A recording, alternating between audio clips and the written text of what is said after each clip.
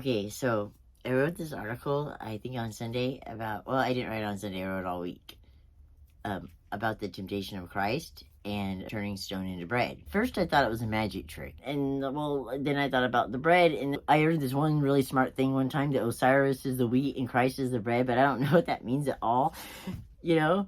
I don't think, I could probably make something up about it, but it wouldn't be, like, very nice, because I really don't know. Like, it's, like, sounds really smart, but that's all. I was, like, real stuck.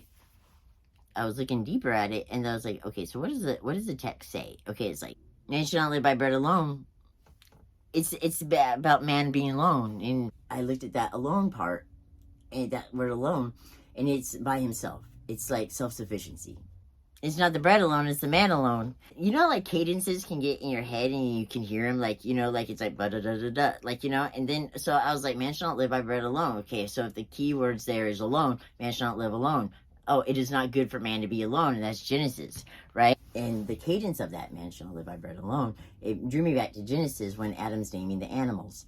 And it's the first time that God says something's not good, because Adam's naming the animals, but the problem is nothing's responding back to him. There's no interior voice responding back to the human, And so he says it's not good for man to be alone, humans to be alone.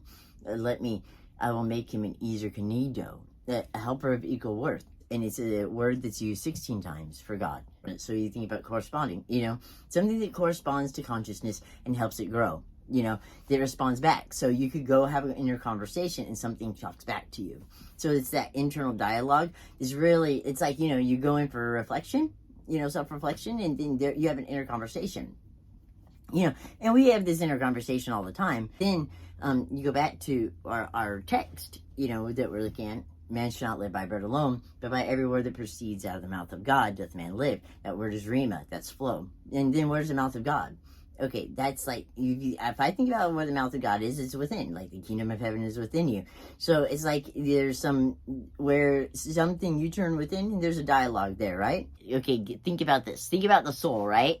Because I've been thinking about the soul a lot, because I've been thinking about it, because I've been talking to her.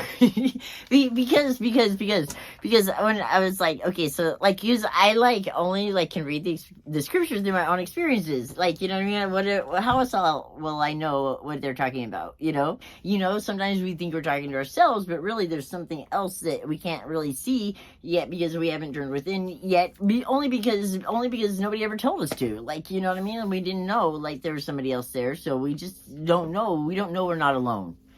We don't know we're not alone.